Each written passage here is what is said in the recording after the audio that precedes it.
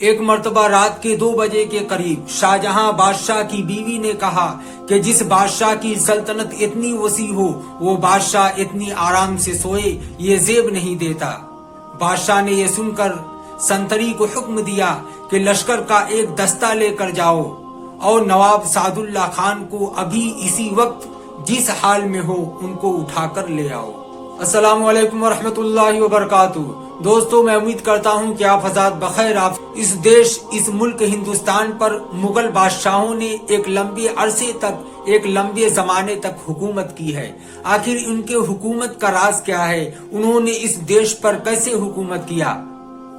ہم اپنے برادر وطن سے سنتے آ رہے ہیں کہ مغل شاسن کا دور بہت ظالمانہ دور تھا، مغل شاسن بہت ظالم تھے، حالانکہ ایسا کچھ نہیں ہے۔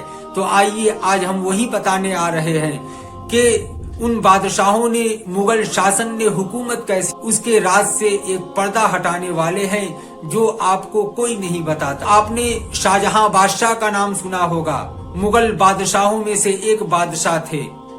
حالانکہ وہ بہت دیندار اور بہت ہی پرہیزگار تو نہیں تھے۔ پرہیزگاری اور دینداری میں تو اورنگزیب اور عالمگیر مشہور ہے، معروف ہے۔ ایک مرتبہ رات کے 2 بجے کے قریب شاہجہاں بادشاہ کی بیوی کہتی ہے کہ جس بادشاہ کی سلطنت اتنی وسیع ہو، اتنا پھیلا ہوا ہو، وہ بادشاہ رات میں اتنا آرام سے سوئے یہ زیب نہیں دیتا۔ جب شاہجہاں بادشاہ نے یہ بات سنی تو اپنے سنتری کو حکم دیا کہ لشکر کا ایک دستہ لے کر جاؤ اور نواب سعد اللہ خان کو ابھی اسی وقت جس حال میں ہے ان کو اٹھا کر لے آؤ۔ نواب سعد اللہ خان شاہجہاں بادشاہ کے وزیر، لہذا سنتری اپنے لشکر کا دستہ لے کر جب ان کے گھر جاتا تو لشکر دیکھتا ہے کہ سعد اللہ خان اپنے مکان میں ہاتھ میں لکڑی لیے ایک چوکی پر بیٹھے ہوئے ہیں اور ان کے سامنے ایک دیا جل رہا ہے۔ چونکہ بارش کا زمانہ تھا اس لیے بہت سارے فتنگے ان کے جسم سے چمٹے ہوئے تھے اور دیے میں بھی چمٹ رہے تھے، اور نواب سعد اللہ خان کے سامنے بہت سارے کاغذات پڑے ہیں، وہ اس کو الٹ پلٹ کر رہے ہیں، اور گرمی کی وجہ سے بدن پہ کرتے بھی نہیں تھے، صرف لنگی پہن کر بیٹھے تھے۔ تو لشکر ان کے پاس جاتا ہے اور ان کو اطلاع دیتا ہے کہ بادشاہ وقت کا حکم ہے کہ ابھی اسی وقت آپ جس حال میں ہوں آپ کو اٹھا لیا جائے۔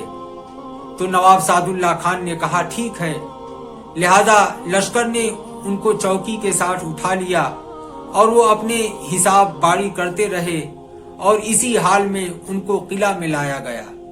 جب قلعہ میں ان کو لایا گیا تو شاہجہاں بادشاہ کو اطلاع دی گئی کہ آپ کے حکم کی تابعداری کی گئی اور نواب سعد اللہ خان کو قلعہ میں لا دیا گیا۔ اسی حال میں بادشاہ ان سے ملا اور کہا کہ کیا کر رہے تھے؟ نواب سعد اللہ خان نے یہ سن کر کہا کہ حضور، میں فلاں علاقے سے مال گزاری اور تحصیل آیا تھا، میں اسی کا حساب کر رہا تھا، چونکہ محصول میں 3 آنے کہیں سے زیادہ آ گئے تھے، اسی وجہ سے میں اس سال کے کاغذات اور پچھلے سال کے کاغذات، میں سارے کاغذات کو الٹ پلٹ کر رہا تھا اور بہت دیر سے یہ تلاش کر رہا تھا کہ یہ 3 آنا محصول میں زیادہ کہاں سے آ گئے اور کیوں آ گئے۔ کہیں ایسا تو نہیں کہ میرے لوگوں نے رعایا پہ ظلم کیا ہے؟ اسی وجہ سے بہت دیر سے میں ان کاغذات کو دیکھ رہا۔ تو بادشاہ نے کہا تو کیا ہوا، تم کو کیا ملا؟ نواب سعد اللہ خان نے کہا کہ حضور، ابھی میں تلاشی ہی کر رہا تھا کہ تب تک آپ کی فوج پہنچ گئی اور مجھے اس وقت اٹھا کر لے آئی، مگر تب تک مجھ کو یہ حساب نہیں ملا تھا، یہ کلیئر نہیں ہوا تھا۔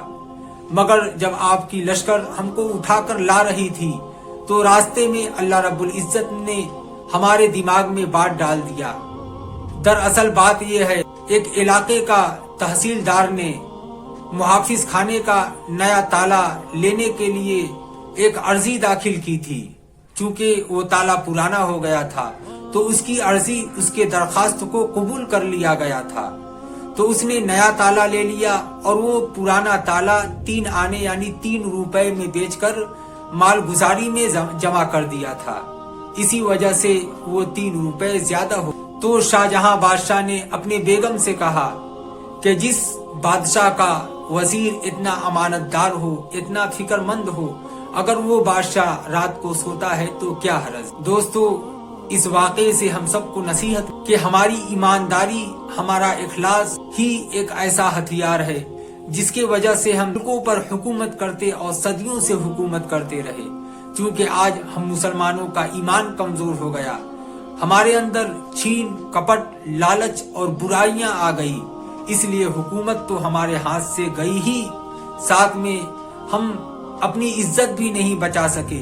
आज मुसलमान पूरी दुनिया में जलील और खार हो रहा है। दोस्तों, आपने वाकया सुना, यही एक राज है जिसकी वजह से मुगलों ने इस देश, इस हिंदुस्तान पर लंबे अरसे तक हुकूमत की।